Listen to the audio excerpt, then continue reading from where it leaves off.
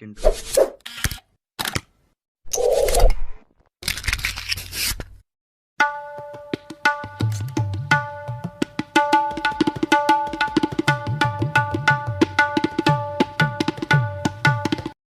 नमस्कार मित्रांनो, आरोग्यदायी आयुर्वेद चॅनलमध्ये तुमचे पुन्हा एकदा हार्दिक स्वागत.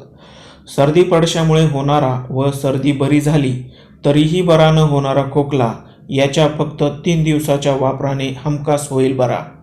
सर्दी, पडसं आणि खोकल्याचा सामना प्रत्येकालाच वर्षातून किमान एकदा तरी करावाच लागतो. कधी कधी ही सर्दी बरी झाल्यानंतरही खोकला काही केला जात नाही आणि हाच खोकला जर जास्त दिवस राहिल्यास शरीरात मोठ्या प्रमाणात कफ तयार होऊन आपल्या फुफ्फुसांना अगदी चिटकून राहतो. याकडे वेळीच लक्ष दिले गेले नाही तर न्यूमोनिया किंवा TB सारख्या गंभीर आजारात याचे रूपांतर व्हायला वेळ देखील लागत नाही. त्यामुळे हा खोकला वेळीच थोपवणे तितकेच महत्त्वाचे ठरते, कारण वेळेत घातलेला 1 टाका पुढील 9 टाके वाचवतो असे म्हटले जाते.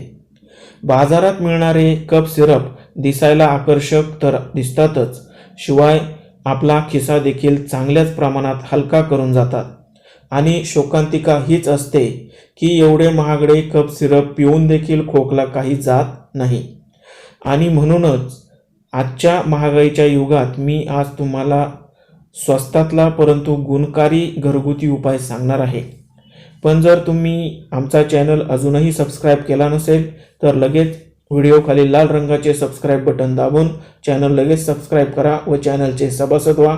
आणि अशाच आरोग्यवर्धक नवनवीन व्हिडिओंच्या नोटिफिकेशनसाठी बेल आयकॉनवर टच करा. खोकला फक्त 3 दिवसात पूर्णपणे बरा करणारा आणि सर्वात गुणकारी उपाय बनवण्यासाठी आपण सर्वप्रथम घेणार आहोत हे मध. मधाचा वापर खोकला बरा करण्यासाठी आणि घशाच्या सर्व समस्यांसाठी फार पूर्वीपासून केला जात आहे. म्हणून खोकला कितीही चिवट असू द्या, मधाच्या वापराची योग्य पद्धत माहीत असल्यास तो नक्की बरा होतो. हा उपाय बनवण्यासाठी आपण येथे 1 चमचा मध घेणार आहोत. हे 1 चमचा मध एका वाटीत घ्या. यानंतर आपण येथे दुसरा घटक घेणार आहोत, तो म्हणजे ही काळी मिरी. काळी मिरी उष्ण व कफनाशक असल्याने शरीरातील घशातील कफ पातळ करण्याचे काम ही काळी मिरी करते. काळी मिरी बारीक वाटून याची बारीक पूड आपल्याला वापरायची आहे. साधारण अर्धा चमचा मिरी पूड आपण या मधात ॲड करणार आहोत.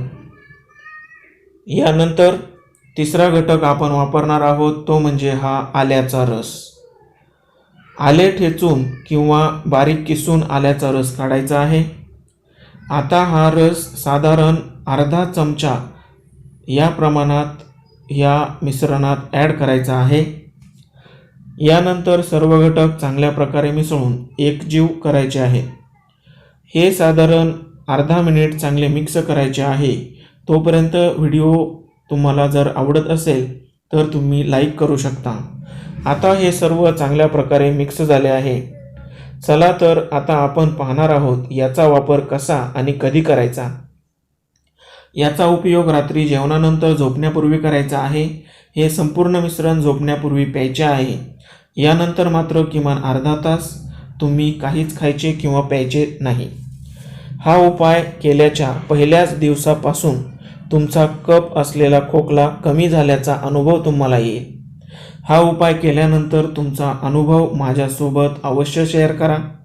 सर्व वयोगटांसाठी वापरात येणारा, खोकला बरा करणारा हा साधा सोपा घरगुती उपाय तुम्हाला आवडल्यास लाईक करा, गरजवंतांना शेअर करा व चॅनल सबस्क्राईब करायला विसरू नका. धन्यवाद.